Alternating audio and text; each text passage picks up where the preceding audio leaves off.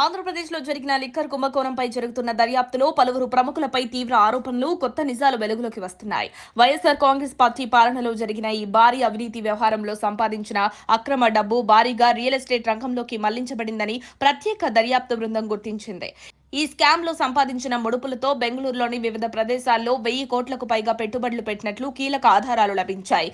ఈ అక్రమ సంపదను ఫేక్ కంపెనీల ద్వారా రియల్ ఎస్టేట్ సంస్థల్లోకి తరలించడంలో భారతీ సిమెంట్స్ డైరెక్టర్ గోవిందప్ప బాలాజీ, అలాగే జగన్ మరియు భారతీకి అత్యంత సన్నిహితుడైన మరొకరు కీలక పాత్ర పోషించారని ఎస్ఐటీ తెలిపింది.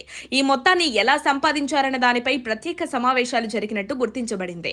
ఈ సమావేశాల్లో గోవిందప్పతో పాటు మరో ప్రముఖుడు పాల్గొనేవారని సమాచారం. ఇప్పటికే గోవిందప్పను అరెస్టు చేయగా మరొక వ్యక్తిని కూడా విచారిస్తే మరిన్ని వివరాలు వెలుగులోకి వచ్చే అవకాశం ఉంది.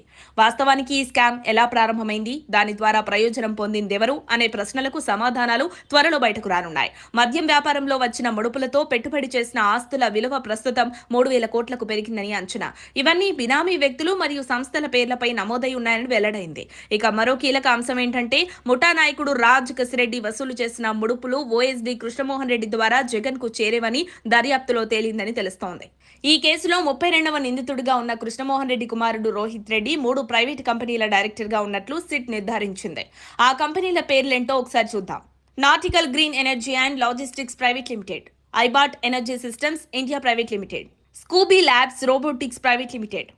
ఈ సంస్థల్లో రోహిత్ రెడ్డి మరియు ఆయన కుటుంబ సభ్యులు డైరెక్టర్లుగా ఉన్నారు. ఈ సంస్థల కార్యాలయాల్లో సిట్ దాడులు నిర్వహించి కీలక పత్రాలు స్వాధీనం చేసుకుంది. వీటిలో 2 కంపెనీలు వైసీపీ ప్రభుత్వ హయాంలోనే స్థాపించబడ్డాయని వెల్లడైంది. ఈ దర్యాప్తులో సమగ్రంగా అవినీతి రూట్లను గుర్తించే ప్రయత్నం జరుగుతోంది. డబ్బు ఎలా మళ్లించబడింది, చివరికి ఆ డబ్బు ఎవరి దగ్గరికి చేరిందన్న విషయాలపై ఎస్ఐటీ దృష్టి సారించింది. మరిన్ని అప్డేట్స్ కోసం మా కాయ్ టీవీని సబ్స్క్రైబ్ చేసుకోండి. మా వీడియో కనుక మీకు నచ్చినట్లయితే లైక్ చేయండి, షేర్ చేయండి. మీ విలువైన అభిప్రాయాలను కామెంట్ బాక్స్లో తెలియజేయండి.